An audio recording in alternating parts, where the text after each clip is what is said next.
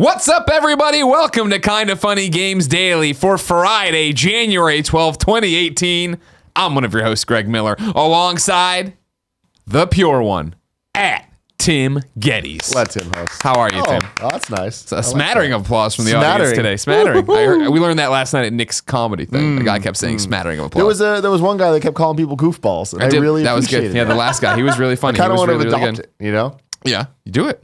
You're Just a take it. goofball. I'm a goofball. My You can't favorite say it with thing, a grin like that. My favorite thing that happened in the last week is Nick calling you a poof. He was like, yeah, poof.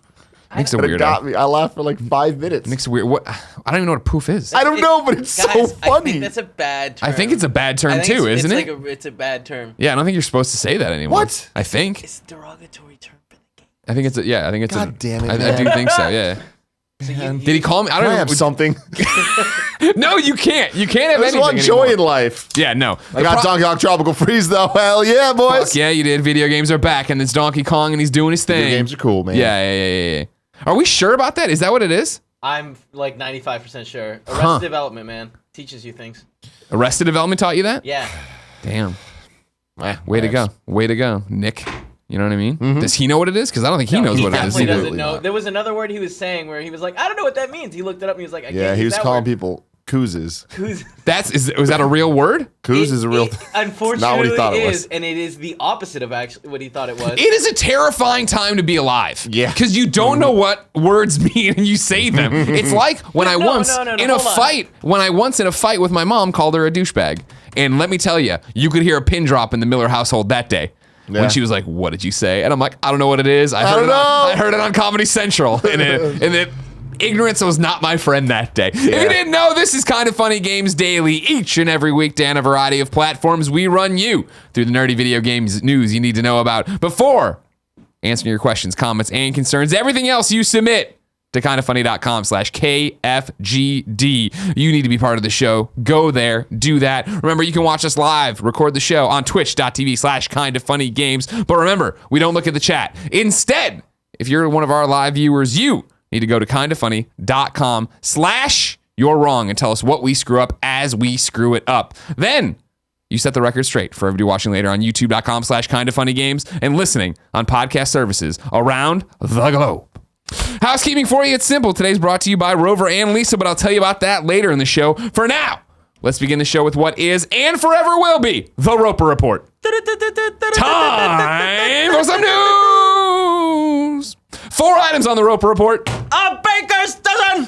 First one. Guess what, everybody? The Dice Awards are coming up. They're happening. Jessica Chobot and I are hosting them once again. And today, well, first off, I should say Thursday, February 22nd. That's the Dice Awards. They're in Las Vegas. You probably can't come, but you can watch them online. They'll be streaming. Cool Greg's birthday eve.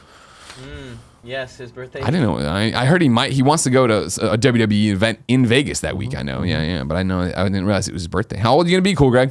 26. 26. An old man. Old man. Wow. No, I can't believe that. All right, cool. We thought today, with a collaboration with the Dice folks, the Dice Awards folks, we would announce all the nominees for the Dice Awards. But you're rolling the dice. I didn't piece it all together until I said it out loud. But rather than just have Tim here do the honors with me, we thought we'd Skype in the one and only Jessica Chobot. We'd talk about being hosts again. We will then go through 4 of the categories, and then Tim and I can clean up the rest and get everybody else done. So now, I'm sure seamlessly, we are going to kick over to a Skype conversation with me and Jessica Chobot about the Dice Awards coming up on February 22nd. Kevin, play it without crushing everything in the world. He just started the stopwatch, which terrifies me. That's right, everybody. Joining me from Nerdist.com, Jessica Chobot. Hey. Hi, Greg. Cool. Hey, Jess. How are you, Jessica? I'm good. How are you doing? I'm good. I can't believe they're letting us host the Dice Awards again. I know. I consider that very, very lucky of us. I know, right? It's cool that they're bringing us I back. think we did a fairly good job last year. I agree. The internet was pretty kind. Yeah, we maybe should not have busted out into song for La La Land, but hey, you know what? We learn from our mistakes and we move forward. You know, the jury's out on that. Yeah, exactly. What I heard is that people loved it when we did the ad-libbing last time. So this one, I say we just throw out the script as soon as it starts and we just go. Yeah, you know what? That's not how I do my job, but yeah, okay, you can do that. and then I'll go ahead Okay. and read the prompter. Okay, good. You can just rein me in every time. Yeah. Of course, everybody, DICE Awards are coming up February 22nd in Vegas. It's a Thursday night. We hope you'll join us. We're going to run through some of the highlights here of the awards. It's worth pointing out 68 games from 2017 have received a nomination. Horizon Zero Dawn leads the group with 10 total nominations. Zelda has 6 nominations. Hellblade, Uncharted, and Cuphead each have 5 nominations. And then Go Rogue Goa, PlayerUnknown's Battlegrounds, Super Mario Odyssey each received 4 nominations. You can find all of these, of course, on the internet. But for now, Jess, Yes. let's talk about Outstanding Achievement in Character. Your nominees are Assassin's Creed Origins, Hellblade, Horizon Zero Dawn, Star Wars Battlefront 2, and Uncharted Lost Legacy. What a year, Jess. I loved Uncharted Lost Legacy. I think course. this is, however, this is going to be a tough category to win because all of those nominees are outstanding. But I personally really, really, really loved Uncharted. I love the dynamic between the two characters. I thought the VO work was phenomenal. It was one of those games where I actually would have enjoyed another like 3 to 5 hours more of gameplay. I liked it that much.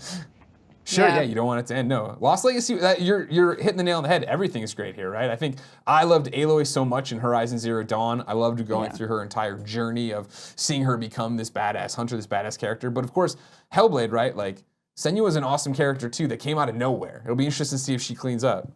Yeah, these are all really, really strong characters. So it's gonna be a very close vote, I think. But any of them that win, I think it's deserved. And that's not me just trying to be nice. Like they're literally all fantastic. Have an opinion, Chobot. You know what I mean? You're sitting there on the sidelines. I do. My opinion is Lost Legacy, but I won't be offended or hurt or feel like Lost Legacy got robbed if any of the other ones win because I think they're all really well done. But I'm shooting for Lost Legacy, yeah. That's fair. All right, that's fair. All right, that's you and me will be back there rigging the vote. Okay, great. Let's talk about the DICE Spirit Award then. Your nominees there are Everything, Go Rogue Goa, Night in the Woods, Pyre, and Snipper Clips. That's a diverse selection of games from all over the map, right? Of like, I think, DICE Spirit, what is DICE? What is development? What is innovation? Stuff like that. Yeah. So many people loved Night in the Woods, but I know that Pyre, in terms of the people who played Pyre from Supergiant, people just really, really, really dug. Yeah, you know what? I don't know on this one. Yeah, and then you figure, I played it at E3 Judges Week, but Go Rogue Goa, which I'm sure I'm totally pronouncing wrong, a great puzzle game, of course, touching, expanding things. Like, it's one of those games you start and you don't know how to play, and then over time, that's probably what's going to win. That's what I'm going to say. You think it's Go an Rogue artsy Goa? game. I see a lot of these developers out there talking about it, but then again, Snipper Clips people love too. I mean, I enjoyed Snipper Clips. I found it really fun, but very challenging as well. Gosh, yeah, I don't know. That one's a tough one. I'll go with Snipper Clips, just because that's the one I'm most familiar with. So we'll just go with I'm these. going with Go Rogue Goa. Yes. We're probably going to both be wrong, and it's going to be a Pyre. We'll be booed. Yeah, we'll be booed. Greg Kasavin will get up there. Everybody will be happy, though. Jumping on, let's go to Outstanding Achievement in Game Direction. Again, as I'm saying, Go Rogue Goa on here, right there, getting its nod. Horizon Zero Dawn, Legend of Zelda Breath of the Wild, Uncharted The Lost Legacy, and then What Remains of Edith Finch, another game I know everybody loves. I loved Edith Finch. They've got 3 of my favorite titles in there. I am a massive and still continue to play Breath of the Wild. Obviously loved Lost Legacy. Really, really enjoyed Edith Finch though, and thought it was really unique. And when you think about direction, right? Game of the Year is coming up, and obviously a lot of familiar faces there. But when you talk about direction, I could see Edith Finch getting it, right? It tells you such a great narrative. Yeah, I'm going to agree with you. This one I think is going to go to Edith Finch. While I loved, Lost Legacy, Edith Finch is so unique and so well done, and just flipped everything on its head, and had moments that were kind of like so heartbreaking, but then uplifting at the same time. I mean, it was that one. I'm going to go with that one. Yeah. Good. That's a good pick. Yeah, there was, that one was a tough one for me too, because there's a scene in there that really struck a chord with me that I was like, oh, I might have to put this game down. It's like a little bit too much of the feels on this one, but I powered through it, and I'm glad I did. Yeah, it was just a little, it kind of tapped on all my fears with this one particular thing, and I was like, oh God, I can't. Then I jumped bored. But I'm glad I saw it through, because that actually really was a wonderful payoff game. It's a great game, and I don't think it gets enough praise. And I think that giving it the direction the direction nod, I think would be a good one.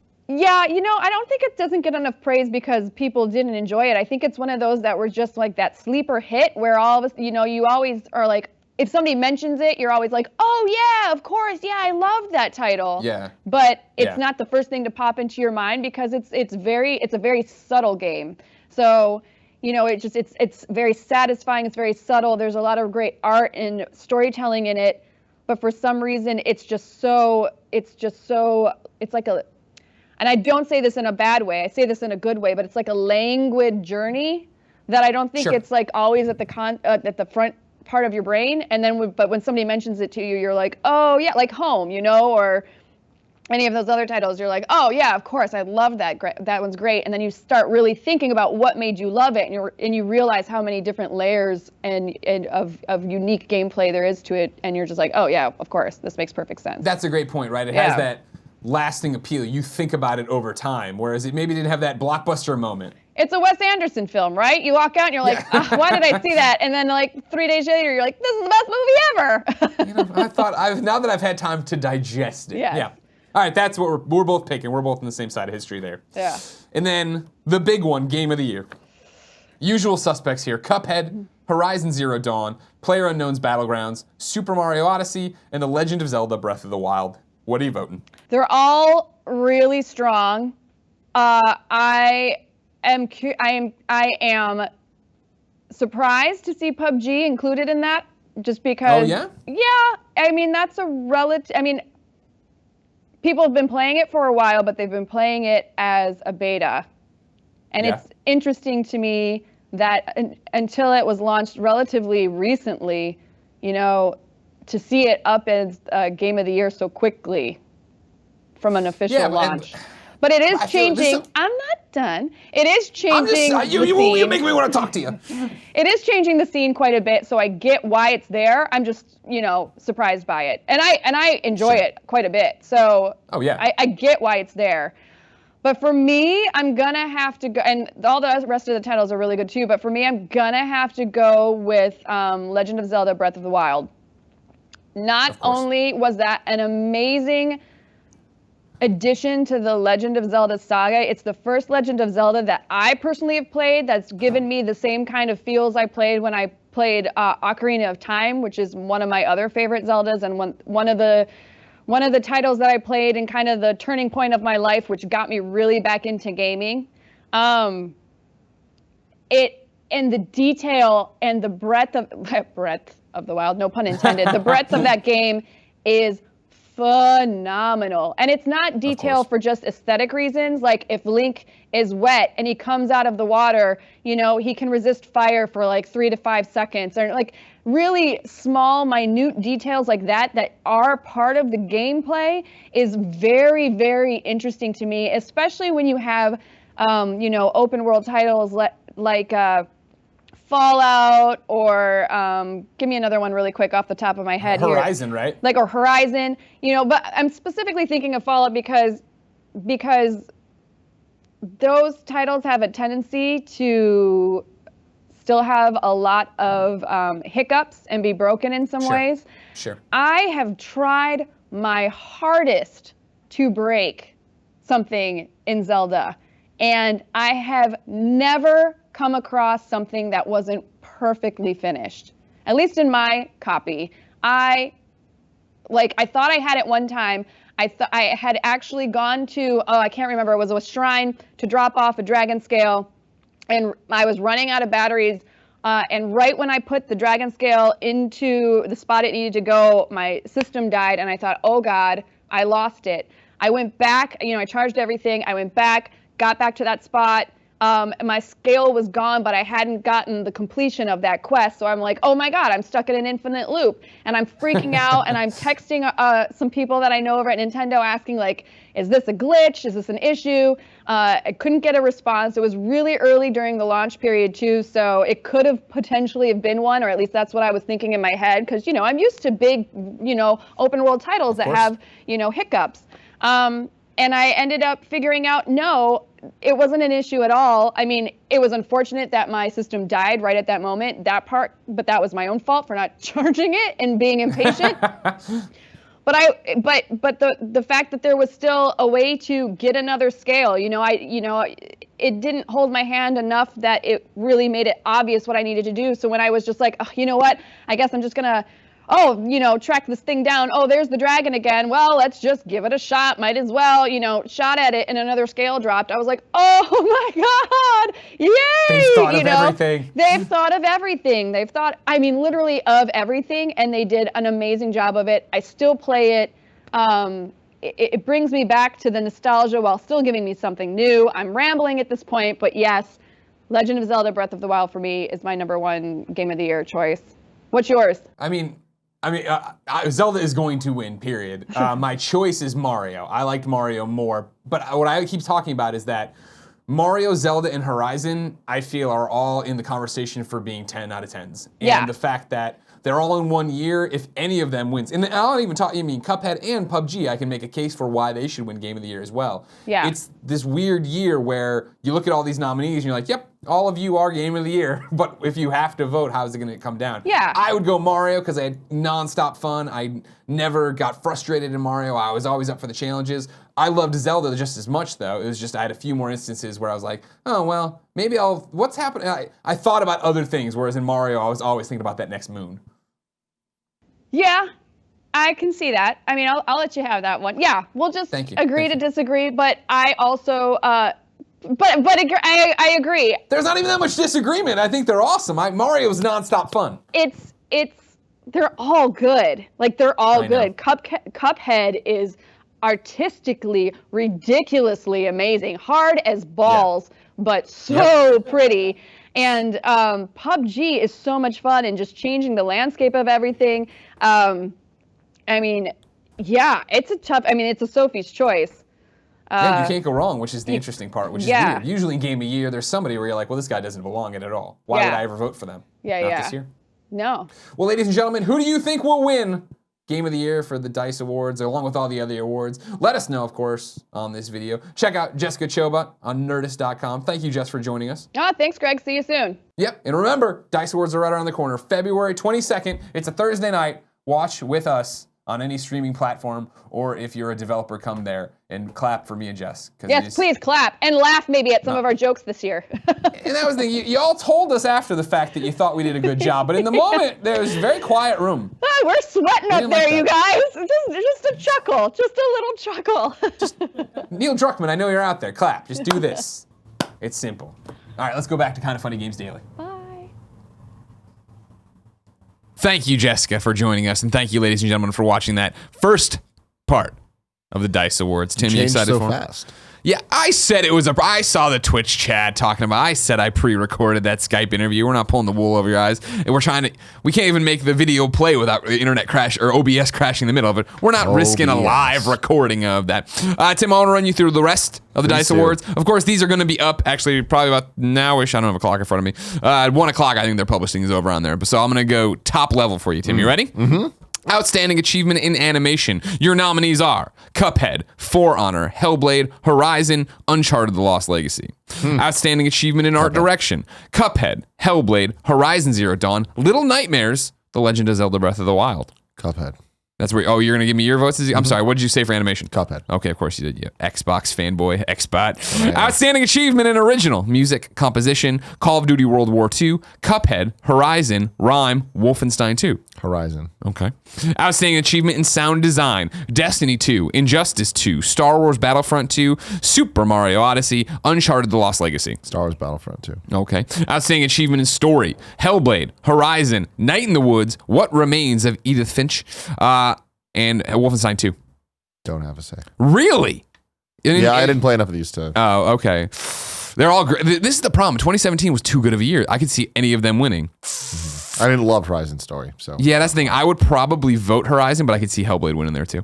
Outstanding technical achievement: Assassin's Creed Origins, Hellblade, Horizon Zero Dawn, Lone Echo / Echo Arena, and then The Legend of Zelda: Breath of the Wild. Technical achievement. Horizon. Okay. You loved Echo Arena. VR, we were playing out there in Zero G. Yeah. Action Game of the Year: Call of Duty World War II, Cuphead, Destiny 2, PlayerUnknown's Battlegrounds, Wolfenstein 2: The New Colossus. Action gets weird, but I'm going to say Cuphead. Of course you are. Adventure Game of the Year: Assassin's Creed Origins, Horizon Zero Dawn, Super Mario Odyssey, The Legend of Zelda: Breath of the Wild, Uncharted: The Lost Legacy. Zelda. Family Game of the Year: Drop Mix, Gnog. I never learned how to say that one in any of the demos I took for it. Just Dance 2018, SingStar, Celebration, and Snipper Clips. I mean, shout out to Snipper Clips. You know, I'm surprised how many people love Drop Mix. Like, I've seen the harmonics game. Yeah, the card music game. I haven't played it. I probably should. At Judges Week, we played it, and none of us were all like, "Oh, I don't know what this thing is." And then I've seen so many people tweeting about, like, actually really digging it. Fighting Game of the Year: Arms, Injustice 2, Marvel vs. Capcom Infinite, Nidhogg 2, Tekken 7. God, I love Nidhogg too, but I gotta give it to I Injustice. figured you would. Racing Game of the Year: Dirt 4, Forza Motorsport 7, Gran Turismo Sport, Mario Kart 8 Deluxe, Project Cars 2. I can't answer it. We can't, but I would say Mario Kart 8 Deluxe because that's who we are. But also, I can see Project Cars winning that one. Role-playing Game of the Year: Divinity Original Sin 2, Middle-earth: Shadow of War, Nier Automata, Persona 5, Torment: Tides of Numenera.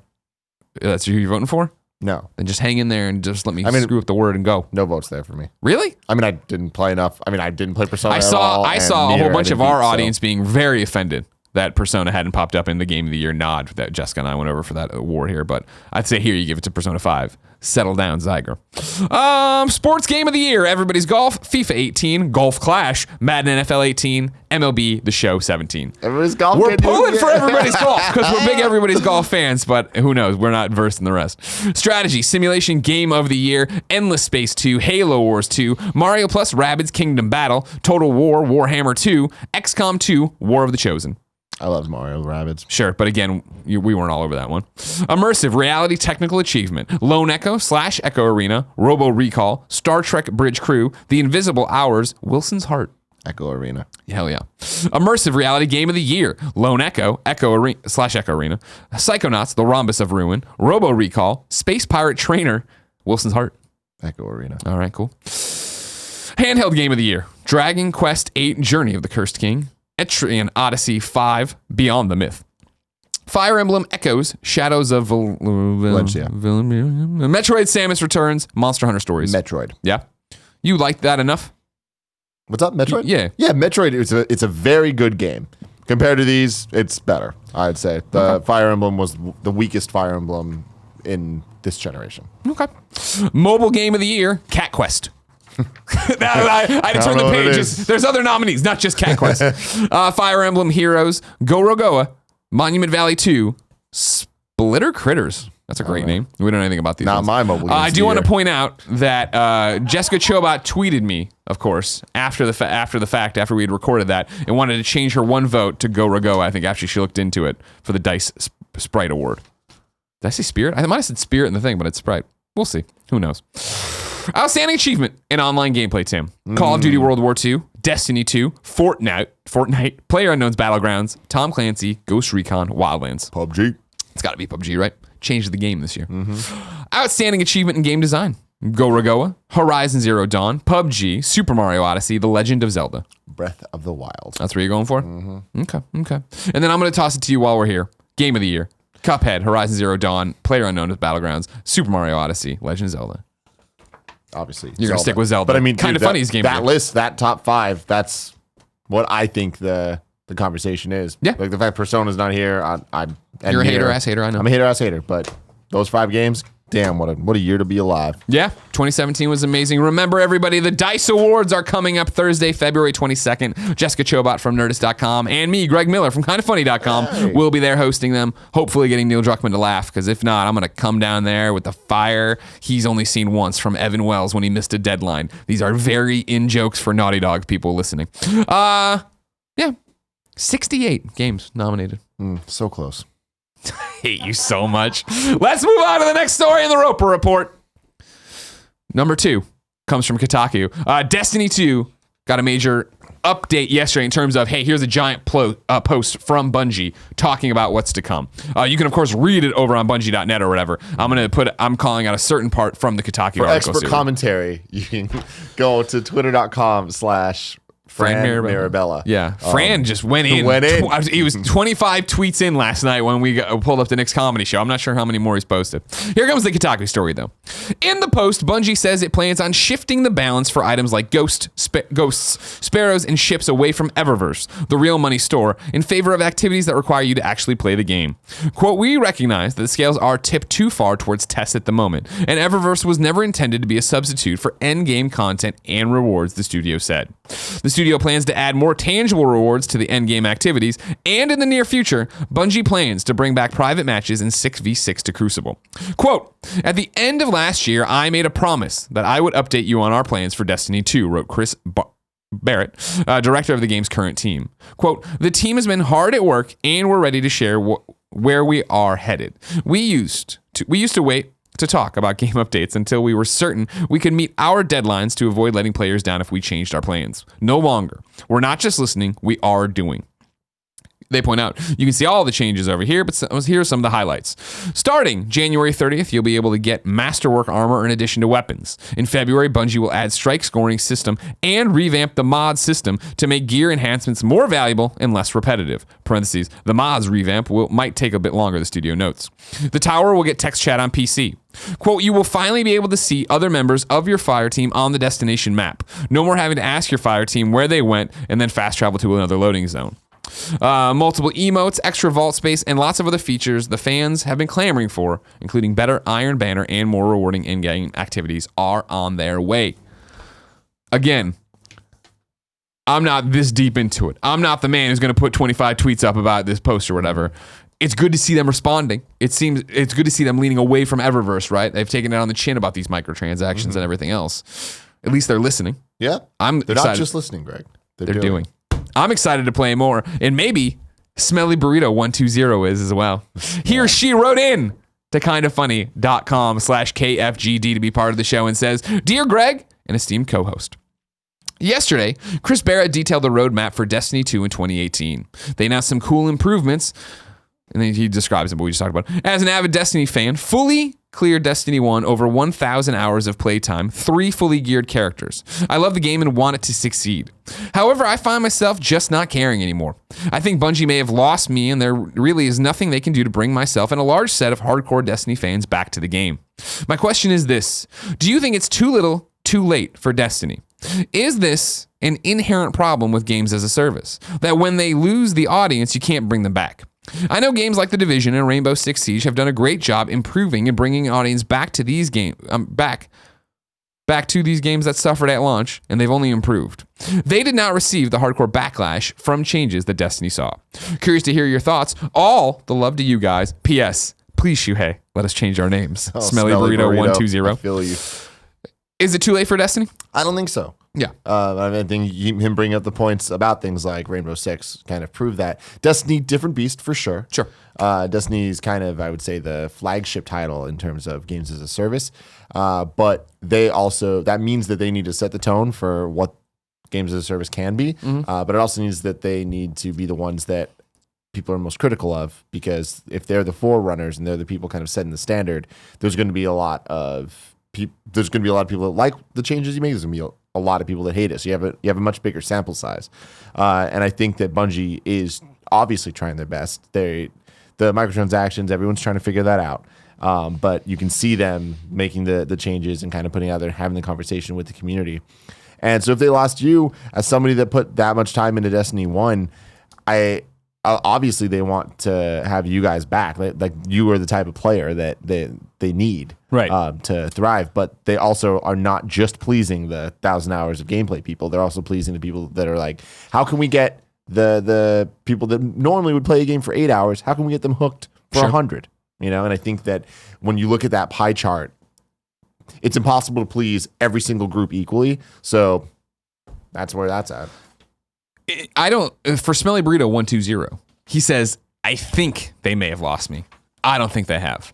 I think if you, and I don't know you, of course, outside of just the best friend relationship we have, but you put 1,000 hours into Destiny 1. You love Destiny. You want Destiny to succeed. I think that you're going to, even if they've lost you for now and you step away, in a year and a half, when they drop more content, the next expansion, when they get their Taken King thing where everybody's like, holy shit, it's fixed and it's way better, and you're going to be back. And I think in the meantime, I'm the kind of guy who wants to just pop in and play. And that's the weird thing of like what you're talking about, this balance they're trying to find in the fact that Destiny's 1,000 hour grind that I'd see Andrea and Adam Boyes and all these people online playing and talking about, their Mjolnir hammer, whatever the hell it was called, Galahorn, right? I was always like, man, that looks like a lot of fun. I don't have that much time. I don't want it. I feel like it's similar to Kevin and I right now with GTA 5 of like, man, I want a cool hideout and I want $1 million and I want the DeLorean. I don't have that much time.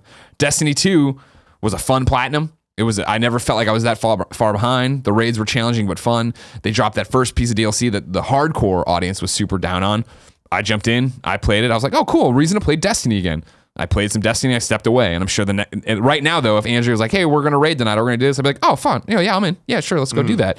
And I feel right now what they're saying about moving stuff away from Eververse and trying, right, they want to, what was the quote here where they're talking about getting their ghosts out of there, moving all this stuff. Yeah, we recognize that the scales are tipped too far towards test at the moment. The Eververse is never intended. That sounds awesome. Ghost Sparrows, new ships, all this jazz, like whatever they're gonna do, and like even if it's just fixing the way to get shaders and doing all these different things, I'll jump in there and I'll be down to go try to get that stuff and go out and make my character look the way I want them to. And I'm at a point in Destiny where I'm at that end game content, but I don't feel the need to go back every day. And I'm okay with that. But like Smelly Burrito 120 is saying, and speaking for a large portion of the community, they're not. And that's that weird thing. I like the idea that if I wanted to be on top of it, I have to put whatever that Polygon article that was like, you put 6 hours into Destiny a week and you've done everything you need to do for that week. I'm like, that's actually really cool. That's really impressive. That's what I want. And clearly that is not what the hardcore want. But I don't feel like we're that far apart. Yeah. I feel like Destiny or Bungie can tweak this a bit. All Make more people happy. Yeah, this Crucible stuff, the private matches, like I don't give a shit about any of that. But if it makes the heart of the hardcore happy, great. The stuff that I'm fine with my ship for the most part. But if it is, they want to get them out of Eververse and make them happy, great. Yeah. Like I recognize the rock and a hard place thing. What I do find interesting, right, is that Smelly Burrito 120 brings up both Division and Rainbow Six, right, wavering from where they wanted to be. Maybe public opinion dropping on them and then bringing it back. The reason I think that was so acceptable there is the same reason it was acceptable for Destiny 1 to fuck it all up. It's your first time out of the gate. You're making this, you're doing something different here, right? Rainbow Six has been around forever, but Siege is a different kind of game. Division, first time outing. To get it, fixing this latest patch to listen to your consumers, do all this stuff, different thing. If Division 2 gets announced and like Destiny 2 sounds like it's great and all these different things, and then launches and has all these problems of, why did you fix what wasn't broken? Why? Yeah. This is your second time around. You don't know what your audience wants out of this game. That would be the problem. And that's why I think Destiny 2 is taking it on the chin. So many people know what Destiny is to them, and then to get it this game and feel like it was going to be the second coming and have it just be littered with problems, you think that's trouble. Yeah, definitely. Number 3, a short one since that was a long one. More than 3 million players have played PUBG on Xbox One. Xbox put out this statement. The team at PUBG Corp is determined to continue to improve the in-game experience for PUBG's growing and active community and have already released 4 updates since the game's launch in Xbox Game Preview on December 12th. You'll continue to see regular updates roll out for PUBG on Xbox One, such as this week's edition of first-person support for solo, duo, and squads gameplay, and the team is just getting started, with more updates planned that include additional game optimization and the new Miramar map. Congratulations to PUBG. Killing it. We're 3 of those 3 million people. We are 3. So yeah. Man. Pretty cool. We got to play together. Kevin, get a squad up. You know what I'm saying? I've been saying it. You have been saying it. Kevin has said that. And then jumping over to Twitter, Xbox's Aaron Greenberg is talking about NPD numbers and saying that Xbox beat PlayStation in terms of consoles moved in December. Here's the tweet. Was trying to just thank folks supporting us and the incredible success following the launch of Xbox One S. But yes, Xbox outsold PlayStation 4 in December for Gen 8 consoles, according to NPD data, while Nintendo also had a great month as Switch had the most overall units. So basically, if we don't have those numbers yet from NPD, but what they're seeing on the back end is Switch, Xbox, PlayStation. Makes sense with Xbox One X. Sure, but it makes sense, and it's also a good sign that people actually did go out and buy it, right? That was the thing of like PlayStation 4 Pro launching. PlayStation was still continued to dominate, but we didn't know if it actually made a change. I mean, again, we won't know in this granularity, but I believe that the PS4 Pro would have had the same bump if relationships were Xbox One flipped. X did. Yeah. But I mean, it did it. So cool. Great. I mean, it's, post Black Friday because it's all in December. Yeah. And Nintendo's still killing it. Nothing really surprising here to me. Okay. Well, fine. Sorry you're so hard to please these days. Yeah. No. Video Try game something news better. just doesn't do. Wow. Give me more. Wow. Give me more. Here's what I'd like you to give me, Tim. What do you want me to give? I would love for Insomniac to get off their asses down in Burbank. Stop eating this frickin' fried chicken they're tweeting about, and instead finish Spider-Man and give me a release date and release it. But that is so far away. It's so far. If I wanted to know what came to the digital mom and grop shops today, where would I go? The official list of upcoming software across each and every platform, as listed by the Kind of Funny Games Daily Show host, each and every weekday. Yeah, we don't understand words. Out today, Flying Tigers Shadows over China on Xbox One, Brawl on Switch. Flying Tigers Shadows over China. All right.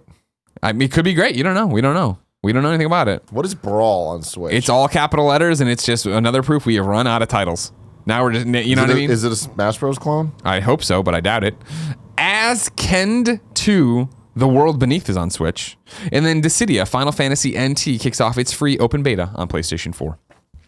Are you looking for I'm looking up Brawl. I need to get to the bottom of this. Okay, you get there and let me know. You feel free to interrupt me whenever you're ready, okay? Because I'm going to go into new dates now. You ready for that? This definitely sounds like Smash Brothers. It's got a bunch of shirtless guys and swords and stuff. Yeah? Keep going. New dates for you on January 20. This is a press release, so excuse the adjectives. On January 26th, an adorable new Nintendo 2DS XL system featuring Pikachu's iconic face launches in stores at a suggested retail price of $159.99. The new Nintendo 2DS XL Pikachu Edition system is just as electric as the Pokemon itself. Is it not a himself? Does Pikachu have gender? Yes. Pokemon, there's gender. You can breed them starting with gold and silver. I see. It's not as... I don't know. It is not Smash Brothers. With an eye-catching yellow design featuring a stylized close-up of Pikachu's face. This special edition system is a must-have for Pokemon fans. As with all Nintendo 2DS systems, the new 2DS XL Pikachu system plays Nintendo 3DS games in 2D. Then, if that wasn't enough Pikachu news to wet your Pika Pika whistle, take the role of young Tim Goodman and explore with his talkative partner Pikachu in the new action-adventure game Detective Pikachu, coming to systems in the Nintendo 3DS family on March 23rd, 2018. Tim and this gruff, coffee-drinking Pikachu have teamed up to investigate the disappearance of Tim's father. Look for clues, talk to witnesses, and uncover the secrets of Rhyme City. A special Detective Pikachu amiibo is in the works too. This amiibo features a sleuthing Pikachu that's larger than the standard amiibo, and when used with your game, it can unlock short videos that may contain helpful hints for your investigation. We'll have to see. Maybe not. How's that doing for you? What is that? All that doing for I'm you? happy Detective Pikachu's actually coming to America. It was weird that it was stuck in Japan over there. But I'm really happy the main character's named Tim. I love the description of this game. Sure. Detective Pikachu, wacky ass idea. Why? I don't know. Greg. Why are they making a movie? Why is it Ryan Reynolds? Why am I even trying to try? I don't even get it. More interestingly to me is the fact that it's yet another 3DS game. And that meant my dog Nick 96, in parentheses, from Massachusetts. This is not my dog Nick 96 from Tucson. Heads up, everybody. My dog Nick 96 writes in to kindoffunny.com/KFGD and says, hello, Greg and Tim. Hello. Are either of you interested in Detective Pikachu for 3DS? I find it impressive Nintendo is still supporting the handheld, though I understand from a business... what the fuck are you trying to say? though I understand from a business standpoint. I wonder if this game would have released in the States if there wasn't an American-made film in the pipeline. Admittedly, I purchased the Mario and Luigi and Layton games that released on the device last year because I love those series and buy every entry. Plus, I intend to pick up Metroid Samus Returns at some point. I do love my 3DS, but when do you think the support will cease? I don't assume soon, but I don't think we have much longer. I'm looking forward to the year ahead. As always, thanks for the great content. My dog Nick96 from Massachusetts. P.S. I know it's not entirely your bag, but I'm pumped for SNK Heroines. Yeah, SNK Heroines looks interesting. Why are they still making 3DS games, Tim?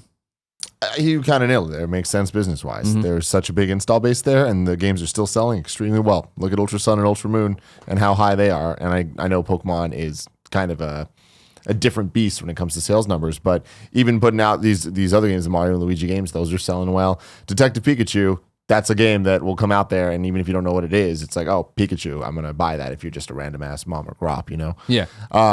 The fact of it coming out just because the movie's coming out, I buy that as well. I thought it was everything about Detective Pikachu is weird. Just it existing as a concept and as a type of game, but those games are huge in Japan. The Layton games and things of that. What's the other one? Ace Attorney and like those style things. Phoenix Wright. Objection. Yeah, there you go.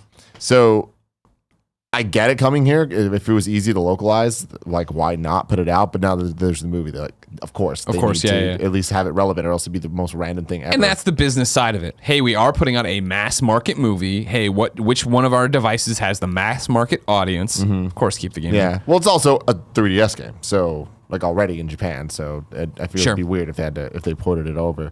When will the 3DS game stop? I think we're already seeing it. I think that this announcement not being made in the direct they did yesterday says a lot. The directs are now focusing on Switch games, and before they would divide it up, this just being like a press release announcement of, hey, it's a thing we're doing.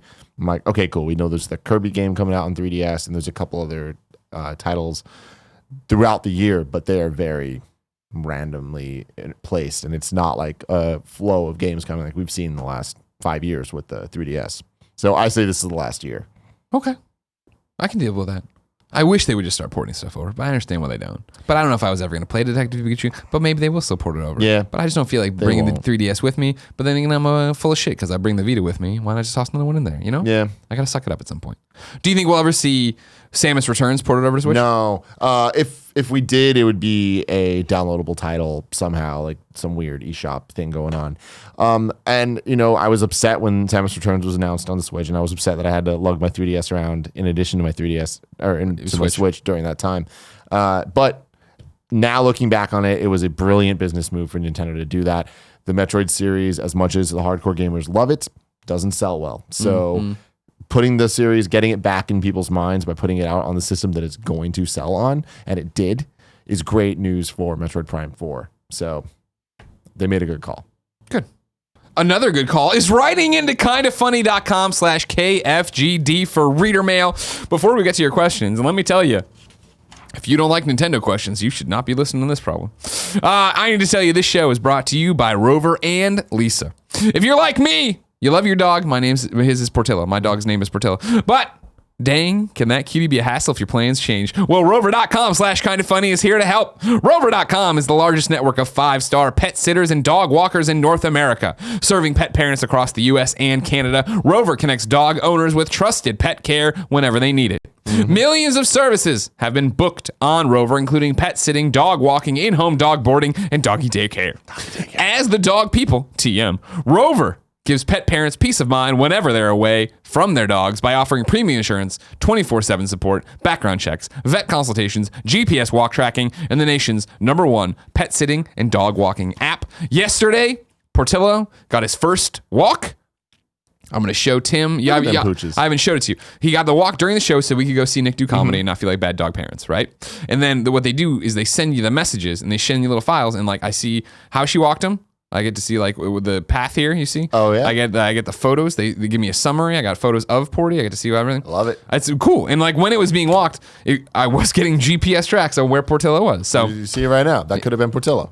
It could have out been, there but that's, somewhere. well, I guess that could be Golden Gate Park. Seattle. For $25 off your first booking, visit rover.com/kindafunny. Again, rover.com/kindafunny for $25 off your first booking. If you are an audio listener, at some point you have to click over to the YouTube video to see the Boston Terrier they are using in this thing. It is something. Our next sponsor is Lisa. Tim? Yes. You know what's coming up? No. Valentine's Day. You know what's a great Valentine's Day gift? A mattress. True. Yeah, buddy. True. Nothing says Valentine's and I love you more I than love a you and I mattress. want you to sleep soundly. That's what you say. And you do that with a Lisa mattress. With over 10,000 five-star reviews, the Lisa mattress is in a league of its own when it comes to combining quality, innovation, and making a difference. The Lisa mattress is 100% American made and delivered compressed in a box to your door. It is thoughtfully crafted with high-quality materials to create what Lisa calls their universal adaptive feel. Its 3 foam layers provide support, pressure relief, and cooling that adapts to all body shapes, sizes, and sleeping styles. What you feel on the one side of the mattress will be different from what your partner feels, and thanks to their memory foam layer, you can completely avoid motion disturbance, often caused by tossing and turning on different schedules. I add that in every time. I like it. Avoid those awkward showrooms and order online. Lisa's prices start at $525, but for an extra $100 off, you can go to lisa.com/kindafunny and enter the promo code kindafunny. Again, it's Lisa, LEESA.com/kindafunny and enter the promo code kindafunny. All one word. Oh, I thought you were like shaking your finger at me, trying to stop me. You know what I mean? Where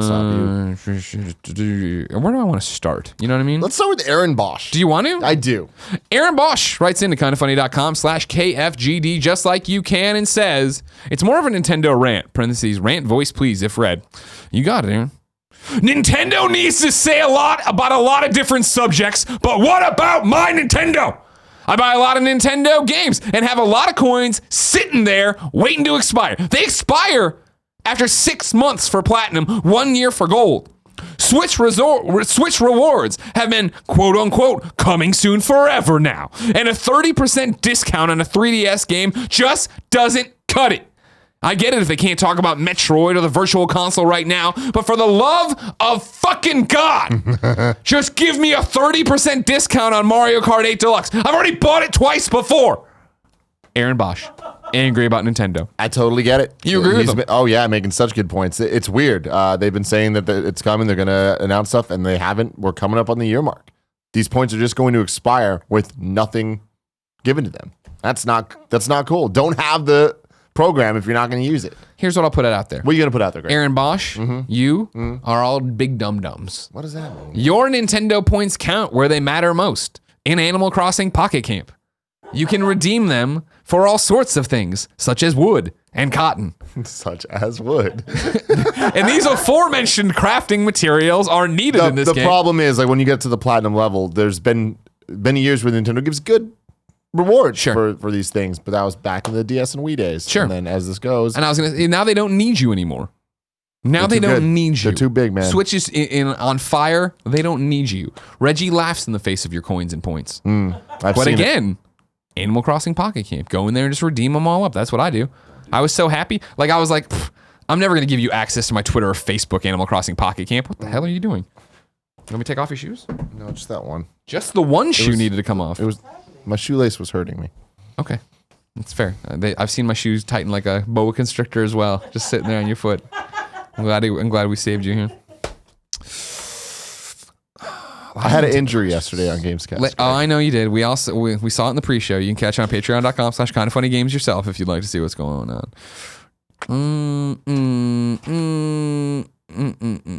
I feel like we talked about that on Gamescast. So we're gonna go to Josh instead. Go to Josh. Josh writes into kindoffunny.com/KFGD just like you can and says, after another Nintendo Direct with no information about either the Switch's online service or virtual console, why do we give Nintendo a free pass when it comes to the console's online experience? Nintendo still hasn't caught up to what Xbox Live was doing over a decade ago. A friend system that doesn't involve exchanging convoluted codes, voice chat, forming parties, trophy/achievements, etc. If the PlayStation 4 or Xbox One had launched without a functional, modern, online infrastructure for their first year, the criticism would be overwhelming. Greg and many others mentioned being ambivalent about online gaming experiences on the Switch, but isn't that a consequence of the online service being completely outdated / non-existent? Josh. I don't think anyone's giving them a pass. I think it's totally a thing of people are ambivalent because they fuck it up and people don't respect it and think it's a bad service because it's a bad service. Yeah. No one likes friend codes. They are a pain. They get in the way. Yeah. I think that it's kind of a chicken and the egg thing where there is a difference, not giving Nintendo a pass, but the criticism would be much more intense for Xbox or PlayStation because the games that they focus on are so heavily intrinsically tied to online gaming experiences. Whereas with Nintendo, there is just a handful of games that do. Mario Kart, Smash Brothers, Splatoon. Sure. Come to mind. I mean, a Mario Party would be cool. Like there are things that it's like, well, if there was a functioning thing, maybe more games would use it well. And totally, I don't think I don't give them a pass. I think that they need to sort this shit out, and I think that the fact that they haven't talked about it yet is hopefully a sign that they're working on it. Yeah. And that they want to get this right. I totally think they should have had it right since last year. The January presentation will always be, to me, I'm hoping will be the lowest point in the Switch in Nintendo's marketing. Sure. Because the Switch now is killing it. Before that event was killing it. That event was such a low point, and had they come out and been like, here's the online, and here's the virtual console, and here's all this stuff, I think that would have, we'd be in a much better place than we already are with Nintendo, and we're in a great place. Giving it a pass, I understand what Josh is talking about. I guess in terms of when we all sit around, and I mean gaming personalities in general, we're like, we love the Switch. Oh my God, it's so much fun, blah, blah, blah, blah. I'm guessing he wants us to be like, but the online system doesn't exist and it's totally fucked up. In that sense, I think we do give it a pass. But in that sense, I can tell you why I don't bring it up, because I don't fucking care. That's not why I play my Nintendo. Giving it a pass, if like I would have so many butts about the Nintendo Switch before the online. There's so many butts. Yeah. Not good butts. I feel like from the launch, I knew Nintendo wasn't going to have a handle on online. They proved me right. They continue to make weird, boneheaded decisions. But again, I love playing kart, but I love playing kart locally or when we're at a meet and greet. Or, I've played a handful of online things here and we talk through Discord, but it's the same way of like, I pointed over at Kevin, but it's cool, Greg, now. When Kevin and I are trying to play PUBG and Kevin can't get his mic to work with the Xbox One, we just put on Discord and talk that way. It's how we exist and deal with games. But yes, Xbox and PlayStation, if Xbox One and PlayStation 4 launched and online was totally fucked up, it would be a Destiny 2 kind of situation. Are you fucking kidding me? You've been doing this for years. You had a decade at least of doing this, and you can't get it right now on your next thing. Nintendo's never had it right. They've always been stupid, and we hope they're going to do this, but like the achievement trophy thing, that'd be cool, but I don't care. It's not why I really play my Nintendo. But this is the next question we're going to go to is the final Nintendo question of the day. Don't worry. But it brings into this because it's about expectations and use cases. Neither you, me, Andrea, Gary, everybody who I know has a Switch doesn't have a Switch as their primary console. They have a Switch as I have everything. And I use my Switch to play my Nintendo games or this weird thing or this indie thing or play it on planes. Let's just bring it in. We'll talk about expectations. Adam E. writes in to kindoffunny.com/KFGD and says, "Hi, Greg and other favorite host, first time, long time. I was listening to the great show yesterday and Andrea said, quote, I would love playing this on a plane, end quote, when talking about Final Fantasy IX. I've heard a lot of gaming personalities saying this when it comes to the Switch, but know that a number of my friends in the community rarely fly and love their Switches dearly anyway. Is it really fair when talking about games to say, well, it'd be fun on a plane when a large population of gamers rarely actually fly? As a consumer, I don't know if I'd want to spend $60 on a reviewer's game that gets good rating because it was an airplane game. Again, use cases. Again, access to everything. I don't know any reviewer who's saying it's a good airplane game. I think the best example of this is that when I got at IGN, I was put in charge of the PSP channel, and then PSP and even into Vita, right? I played my PSP and my Vita every day on the train to work. And so pretty much every one of my PSP reviews talks about, oh man, and then I did this on the train, or I hit this Wi-Fi spot when the train went by this, and blah, blah, blah, blah, blah. I'm well aware that, and at the time was well aware, that not most people are driving themselves. We are a country that doesn't use public transportation for the most part, outside of major cities that really have it right. It's not me saying, hey, this is a good train game. hey, this is a good airplane game. It's me as your reviewer, as your window to this game, telling you the conditions in which I played it and how I played it. You could take that PSP stuff, you could take it wherever and say, hey, you're playing on your couch just next to your wife or your girlfriend, your boyfriend, whatever. You could say you're playing it at a funeral. I don't fucking know. Don't play it at funerals. But it's the same thing with Switch. I don't think when Andrea and I were talking yesterday about, hey, I'd play that on a plane. Again, I'm talking about my use case of when I'm at home and I have the Xbox One X and the PlayStation 4 there and my PlayStation VR. I want to play the titles that I can only get on those systems, or play PUBG with Kevin, or do something for the most part that's there, or grabbing my attention in that moment. And that is often going to be Switch games. Don't get me wrong. I played Mario Kart like fucking mad this week. But some of these games that I'll pass over, and not like Wolfenstein's buried now on my cross media bar, but when it comes to Switch and I download it there, I see it being a game that, hey, I have the Switch and I don't have access to those other things, so I'm going to play what speaks to me on this platform, and that's that. I don't think you're going to see people saying, yes, this was a great game for an airplane game. It's the, hey, I played this game because circumstances led me to playing that game. Yeah, I think the airplane game thing is really just a way of saying this is how I played it portably.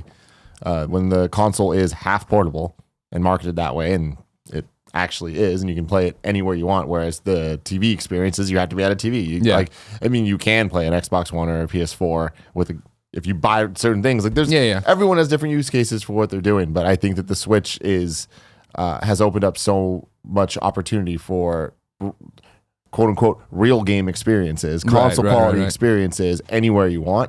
And it's just, it changes when you do have multiple consoles. It changes how you kind of see your game playing time, whether you're home or not at home, and like how you divide it all up. And I think that I understand that not many people fly the way that we all do, but we all do. And that's why we like the Switch, because that's our experience. Yeah.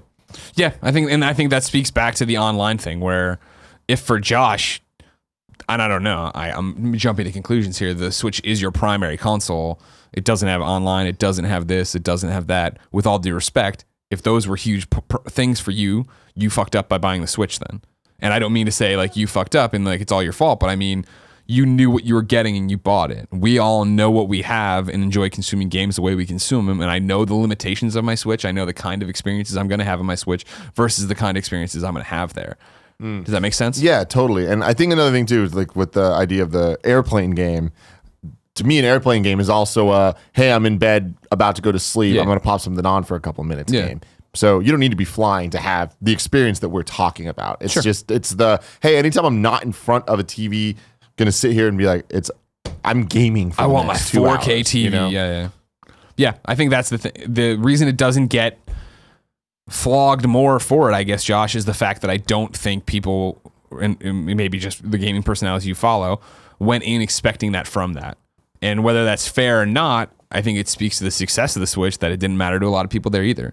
I don't think you can sit there on the sidelines and be like, well, I bought the Switch, I'm part of its runaway success, but I can't believe they didn't have it online. We knew that. We knew they didn't have it. They keep pushing it back. You knew it was going to be a nightmare. When it finally does come out, it's going to be garbage, I think.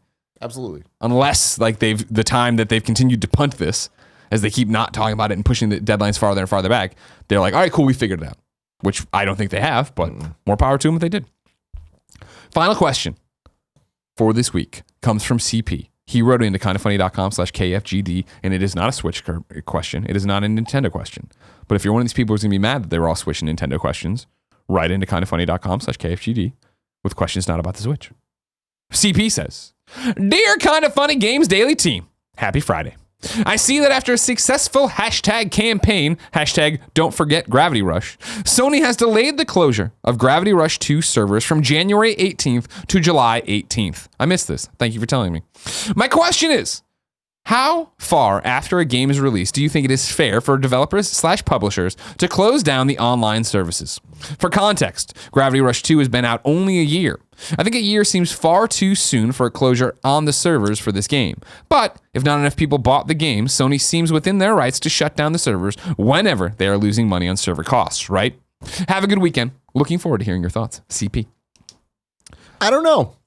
This is an interesting question because, like the point you bring up at the end is really... That's the answer. Yeah, it's like if enough people didn't buy it, then they can't fund it. But it's like, who cares if those people bought something? They deserve to have it.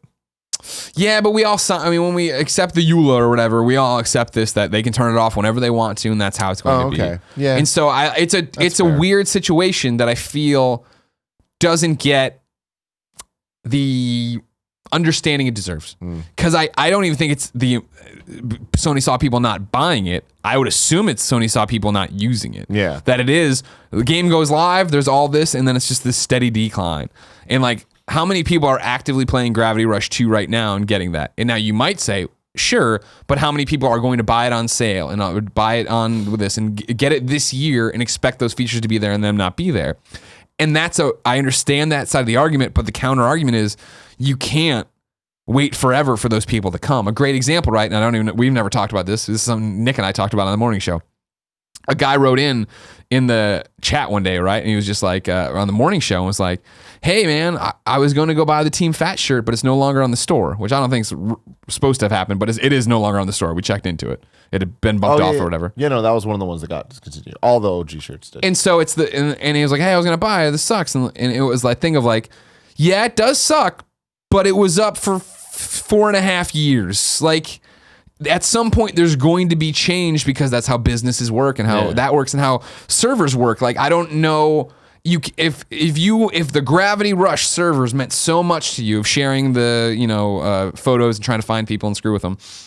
It sucks, but you should have bought the game when it was out and new and hot to drive home the message or get that out of it. And that's a shitty thing to say, it sounds like, because it's not pro-consumer, but it's also the reality of the situation. I think that there's not an answer that's catch-all that works for everything. Sure. I think it's all about communication, as things often are, and maybe just a thing on the box that Sony can decide based on what they expect Gravity Rush to do. Like Destiny, for example, would be a much longer thing. Gravity Rush, I can see it being shorter, but on the box somewhere, having say expiration date. The server will be up at least until That's good. a year for Gravity Rush, 5 years for Destiny, whatever it is, right? Like, have some type of promise. That I think that could help a lot. And the other interesting wrinkle to this, right, is the fact that the hashtag worked. And I don't see it working in we're overthrowing the evil corporation, but in the way Sony's like, we see the numbers, this is how it's got to be, but then enough of you actually go, no, we still need it, blah, blah, blah. And that is pro-consumer. They play ball, right? And they're like, oh, okay, cool, we'll do it for this long, but now this is the date, guys. You need to meet us halfway. Yeah. That's cool that they did that rather than just be like, no, fuck it, we're locking in and that's how it's going to be. Yeah, but I do think that there is a lack of communication that is bad, because there is a promise being made when someone's buying a game for what's advertised on the game. Sure. And I agree I think that a year is short turnaround. Short, yeah. Yeah, I agree with that. Time to squad up. This is where one of you writes into kindafunny.com/KFGD, giving me your name, username, platform of choice, and why you need help in video games. However, today, our squad up member does not need help in video games. She needs help for Kinda Funny Prom on June 30th. Maria D writes in. She says a bunch of stuff. Not really a gaming thing. I'm looking for help in getting a date for Kinda Funny Prom. I'm hoping since it's Friday, you guys will let this slip through the cracks. Smiley emoticon. I'd read this no matter what. Maria D, her username is her Twitter handle, all right? So it's at Maria Milowl. MARIAMILAL. Maria Milowl. Is that right? Am I saying that correct? Sure. Milowl? Yeah. All right. Anyways, Maria says, as my usual friends aren't making the trip this year, I've decided to do something a little different. I'm looking for a killer date to Kinda Funny Prom. Someone to share an authentic prom experience with. I'm talking exchanging corsages, taking some pictures, and having a grand time. I love this. I'm not a great dancer, but I make up for it with my dynamite company. More about me. I enjoy boring toppings on pizza, obscure movie quotes, and of course, video games. So, if y'all want to hang out and really lean into the prom thing, please feel free to reach out to me via Twitter. Thanks, Maria D. That is Maria Milowl. MARIAMILAL. I love this. I'm all about this. People out there, if you're interested, make promposal videos. I need these for in Maria? my life. Oh yeah. Hashtag. It's hashtag KF prom is the prom is a hashtag. No, hashtag KF prom. is the hashtag for Kind of Funny Prom. Remember, if you haven't heard, instead of Kind of Funny Live this year, we're doing Kind of Funny Prom June 30th in San Francisco. It's a Saturday. 80s versus 90s the theme. Come in suits, tuxes, prom dresses, lean into it, have fun with it, or lean back. Don't worry. A lot of people freaking out. This isn't the high school prom where the jocks gave you a swirly. This is the high school prom run by your nerdy ass friends and Kind of Funny. Will there be a lot of people playing Switch? Yes. 100%. Have we proven you 3 years in a row we know how to throw a kick-ass fucking live event? Yes. There will be things happening outside of just dancing and staring at each other. Don't Tickets worry. going on sale in March. Tim? Mm-hmm. Each and every day we do this show. Every weekday. Yes. We ask people watching live on twitch.tv/kindoffunnygames to write in to kindoffunny.com/you're wrong and tell us what we screwed up as we screwed up to keep set the record straight. You know the whole rigmarole. It's Friday. Fuck. Tim, what do we get wrong today? On yesterday's show, which I listened to today, Tim pronounced my name as Lee Polar when it is actually Lee Polaro. It sounds like Lethal Arrow, which is his username. We're just going to call you Lethal Arrow from now on. I'm sorry, man. Like, you know what I mean? Like, I can't keep all this straight. Kevin's over there. He can't keep it straight. I'm going to go down a bit because there's a lot of yesterday's things here. So yesterday, yesterday. You remember that song? Duff, man. Of course I do. She was a witch in one of her shows, right? What was Hillary Duff's name? She was Wendy, the witch, in Casper 3. Thank you. I watched all the Casper movies. Well, she had a Disney Channel show, though, right? Yeah. What did she do in it? Just like live? Oh, Lizzie McGuire. She like wrote in a notebook. There was a cartoon version of her. There was a cartoon version, yes. This comes from Ignacio Rojas. Rojas. No, wrong one. No, not him at all. Sorry. No good. He bricked it, as they say. Shredberg. You're wrong. What? Greg, I'd love to use my gold My Nintendo coins on Animal Crossing. The issue is that you can't. For all the mobile games, you can only get those items using platinum points. Gold coins only allow for discounts or whole games. I'd love to spend my coins before they expire for codes to get to best friends, but the discount or game only applies to the account. I apologize, everybody. As you know, I'm new to your Nintendo world. I took the Wii U era off. Didn't have much going on in the end of the Wii era. I failed you today by not understanding My Nintendo. Yet another convoluted online Nintendo program. So as punishment, I won't do Kind of Funny Games Daily for the next 2 days. On Monday, the show will return with Tim and me. Mm-hmm. It's a national holiday, but you know what we say to that? Kind of Funny doesn't stop for nothing because we don't pay attention to when the holidays come, and then when they pop up, we've already planned stuff and we can't get out of it. But that's good news for you, right? Your day off, you can watch us live, have some fun. Remember, ladies and gentlemen, Kind of Funny Games Daily runs you through the nerdy video game news you need to know about each and every weekday. You can watch it live on twitch.tv/kindoffunnygames. You can watch it later on youtube.com/kindoffunnygames, and you can listen on podcast services around the globe, no matter where you get the show. Thank you so much for consuming it. We love making it for you. Maybe you'll consider going over to patreon.com/kindoffunnygames and kicking us a buck. Maybe more, but a buck does it a lot too. If you don't want to, no big deal. Maybe you're on Twitch. Maybe you don't watch us on Twitch, but you do have Amazon Prime. Did you know that Amazon Prime gives you a free Twitch Prime subscription? Each and every 30 days, you have to give it to somebody, so why not give it to Kind of Funny Games? You've already listened this far, right, Gerald? Right now, Gerald's driving his car and he's freaking the fuck out. I just said his name. Gerald. Ladies and gentlemen, until Monday, it's been our pleasure to serve you.